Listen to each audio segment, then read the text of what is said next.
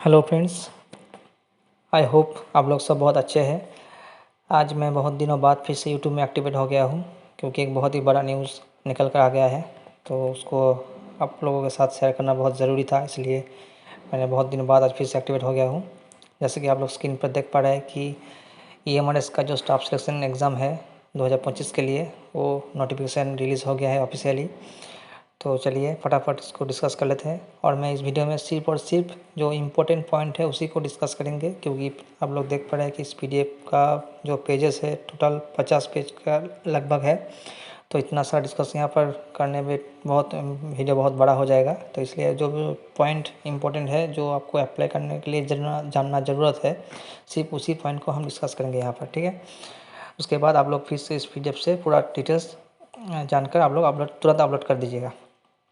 तो चलिए फटाफट स्टार्ट करते हैं। पहले हम आ जाते हैं कि इसका लास्ट डेट कब है आप अप्लाई करने के लिए, अभी डेट है कि नहीं है, ठीक है। तो आप लोग जैसे देख पा रहे हैं कि इसका ऑनलाइन का सबमिशन डेट जो है वो आपका 23 तारीख तक चलेगा, अक्टूबर 23 तारीख तक चलेगा, ठीक है। तो उसके पहले आपको अपलोड कर देना है, आप अप्लाई कर देना है। इसके बाद फीस पेमेंट दिया है, देखिए यहाँ पर female SC ST and PWD के लिए आपका दिया हुआ है 500 रुपया करके सभी पोस्ट में। और other than female SC ST PWD candidate के लिए अलग से टेबल दिया हुआ है। यहाँ पर प्रिंसिपल पोस्ट के लिए है 2500 रुपया, PGT एंड TGT के लिए है 2000 रुपया एंड नॉन टीचिंग स्टाफ के लिए है 1500 रुपया। एग्ज़ाम होगा आपका टायर 1 टायर 2, उसके बाद आपका इंटरव्यू होगा, उसके बाद सिलेक्शन होगा, ठीक है। आप लोग ऑफिशियल वेबसाइट वहाँ पर दिया हुआ है NESTS, उसको फॉलो करने के लिए ये लोग बोल रहे हैं कि सब कुछ अपडेट जानने के लिए। और मेरे पास कोई अपडेट आता है तो मैं तुरंत यहाँ पर डाल दूँगा। चलिए उसके बाद चले जाते हैं हम लोग, कितना सारा वैकेंसीज़ है देखिए यहाँ पर डेजिग्नेशन वाइज वैकेंसी यहाँ पर दिया हुआ है। प्रिंसिपल के लिए कितना पोस्ट है, PGT TGT के लिए, ठीक है। उसके बाद आपका सब्जेक्ट वाइज कैटेगराइज दिया हुआ है, कौन सा सब्जेक्ट में कितना वैकेंसी है, कौन सा कैटेगरी में, अनरिजर्व SC ST में, ठीक है। तो आप लोग आपका जो खुद का सब्जेक्ट है उसके हिसाब से आप लोग रेफ़र कर लीजिएगा यहाँ पर।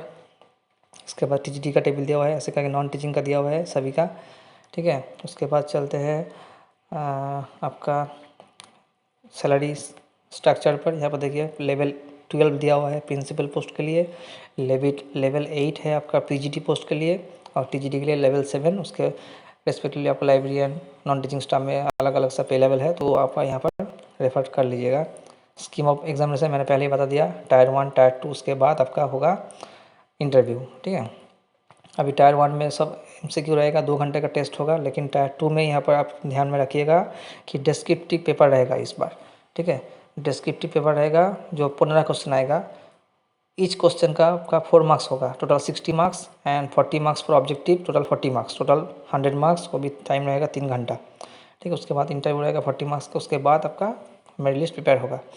यहाँ पर सिलेबस दिया हुआ है टायर 1 में कितना कौन सा सिलेबस, एक मतलब डेजिग्नेशन वाइज सिलेबस आपका डिवाइड किया हुआ है। PGT के लिए ये वाला है, TGT के लिए वो वाला है, ठीक है। तो आप लोग जो भी पोस्ट में अप्लाई कर रहे हैं उसका रेफरेंस में आप देख लीजिएगा कौन सा सिलेबस किसके लिए एप्लीकेबल है। चलिए उसके बाद सब नॉन टीचिंग के लिए दिया हुआ है, आप लोग देख लीजिएगा। उसके बाद और कोई इंपॉर्टेंट पॉइंट यहाँ पर है क्या, या एलिजिबिलिटी क्राइटेरिया दिया हुआ है यहाँ पर प्रिंसिपल पोस्ट के लिए, पेज नंबर जो है 22, उसमें आप रेफर कर लीजिएगा। Starting of eligibility criteria and qualification क्या क्या चाहिए, इस बार प्रिंसिपल पोस्ट के लिए है। उसके बाद PGT के लिए अलग से दिया हुआ है, सब्जेक्ट वाइज दिया हुआ है यहाँ पर। उसके बाद PGT कंप्यूटर साइंस जो कि आपका B.Ed का मैंडेटरी नहीं है, उसके लिए अलग से दिया हुआ है, लेकिन प्रमोशन के लिए B.Ed चाहिए लोग बोल रहे हैं, और MSc MCA मतलब मास्टर डिग्री होना चाहिए PGT के लिए। उसके बाद TGT में देखिए यहाँ पर दिया हुआ है अलग अलग सा सब्जेक्ट के लिए CTET का जो फंडा है यहाँ पर दिया हुआ है, उसके लिए फिर से अलग से TGT कंप्यूटर साइंस में दिया हुआ है। यहाँ पर देखिए सिर्फ बैचलर डिग्री में होने में हो जाएगा, B.Ed के कोई आवश्यकता नहीं है। अगर प्रमोशन चाहिए तो आपका B.Ed ज़रूरत पड़ेगा, ठीक है। उसके बाद आर्ट टीचर, म्यूजिक टीचर, सभी टीचर के लिए अलग अलग से यहाँ पर एलिजिबिलिटी क्राइटेरिया मेंशन किया हुआ है, और जो डिज़र्वेबल है वो भी यहाँ पर मेंशन किया हुआ है। तो आप लोग कौन सा पोस्ट के लिए एलिजिबल हो उसके अकॉर्डिंगली आप अप्लाई कर दीजिएगा। उसके बाद तो एज रिलैक्सेशन पॉलिसी जो है आपका SC ST में वो यहाँ पर दिया हुआ है, ठीक है। तो ये सब इम्पोर्टेंट चीज़ आपको जानना ज़रूरत था अप्लाई करने से पहले, ठीक है। तो टाइम अभी भी है, बहुत ही बड़ा वैकेंसी डिटेल्स है यहाँ पर, तो मिस मत कीजिएगा, अप्लाई कर दीजिए और तुरंत प्रिपरेशन स्टार्ट कर दीजिए, ठीक है। बहुत ही अच्छा खासा जॉब है। और इस वीडियो को लाइक ज़रूर कीजिएगा और आप लोग आपका दोस्तों फैमिली के साथ शेयर ज़रूर कीजिएगा, ठीक है। और one request from my side कि चैनल को सब्सक्रिप्शन ज़रूर कीजिएगा। Thank you.